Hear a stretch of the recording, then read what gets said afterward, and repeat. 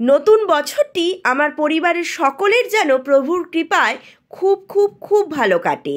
নমস্কার বন্ধুরা, আমি প্রিয়াঙ্কা। বর্মশাই অনুষ্ঠান করে যখন বাড়িতে ফেরে তখন তার হাতে থাকে একটা ফুলের স্টিক কিংবা একটা ফুলের বোকে। কিন্তু কালকে একটু অন্যরকম ব্যাপার দেখলাম ছোট একটি গোলাপ হাতে ছিল, আর ছিল দুটো বড় বড় ফুলকপি।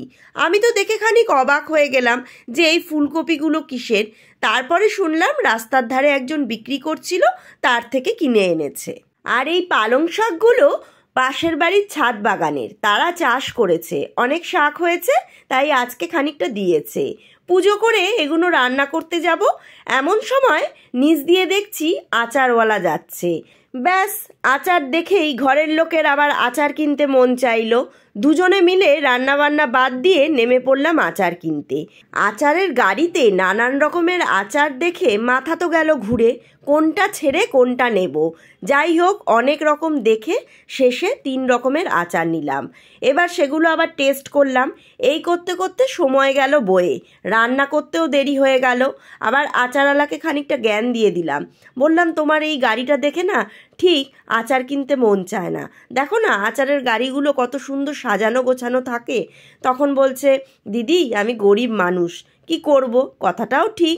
যাই হোক, আমাদের ওই একটা ব্যাপার হয়ে গেছে না, সব কিছুর মধ্যেই ঝা চকচকে খুঁজি। অনেক আচার কেনা হয়েছে, এবার ওপরে এসে ঝটপট করে রান্না করে নিলাম। ভাত করেছি, আর সকালে যে পালং শাকটা দিয়েছিল, ঘরে যত রকম সবজি ছিল সব রকমের সবজি দিয়ে বড়ি দিয়ে পালং শাকটা করে নিয়েছিলাম। খেতে কিন্তু খুব ভালো হয়েছিল। আর করেছিলাম লাউ দিয়ে ধনেপাতা দিয়ে মুসুর ডাল। আজকে যেটা হয়েছে সেটা হচ্ছে আজকে মাছ পাইনি। 2-3টে মাছওয়ালাকে ফোন করেছি, কোনোটাতেই রুই মাছ পেলাম না। আমি পুকুরের রুইটা নিই, কিন্তু পেলাম না। প্রথমে ভাবলাম ডিম করব, কিন্তু তারপর ভাবলাম ডিমও খাবো না, সোয়াবিন আর আলুর তরকারি করি। অনেক দিন খাওয়াও হয়নি, আর সোয়াবিনটা মাঝে মাঝে খেতে ভালোও লাগে।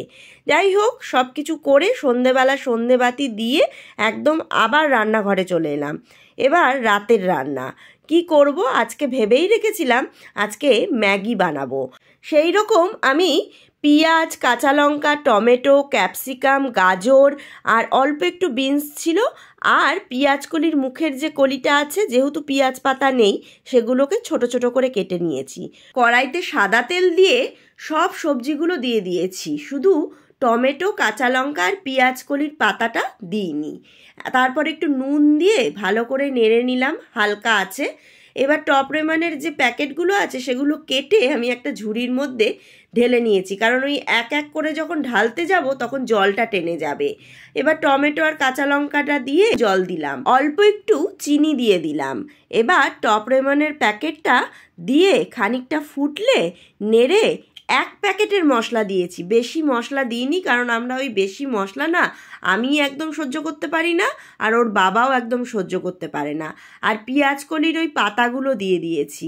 নামাবার আগে ওগুলো একটু কাঁচা কাঁচা থাকে, খেতেও ভালো লাগে আর গন্ধটাও ভালো লাগে। শুধু খালি এরমভাবে রাঁধলেই হবে না, এগুলোকে আবার যে যেই রঙের প্লেট আর বাটি পছন্দ করে তাকে আবার সেই রঙের প্লেট আর বাটি দিতে হবে, প্রত্যেকের আলাদা আলাদা।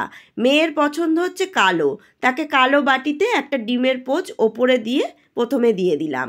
তারপরে এলো মেয়ের বাবার পালা, তাকে আবার হলুদ বাটিতে দিলাম, সে হলুদ আর লাল দুটোই পছন্দ করে, তাকেও দিয়ে দেওয়া হলো। এবার সব শেষে এলাম আমি, আমার জন্য পোচটা বানালাম, বানিয়ে আমি সবুজ বাটিতে নিলাম আর হলুদ প্লেট। এবার যে কথাটা হচ্ছে, পোচ কেন করলাম, ওপরে ভুজি করেও দিয়ে দিতে পারতাম, কিন্তু ভুজি করলে যেটা হয় ওই ভাগ করতে গিয়ে মাথা খারাপ হয়ে যায়, অত ঝামেলার মধ্যে নেই। নাও, এবার গরম গরম খেয়ে নাও।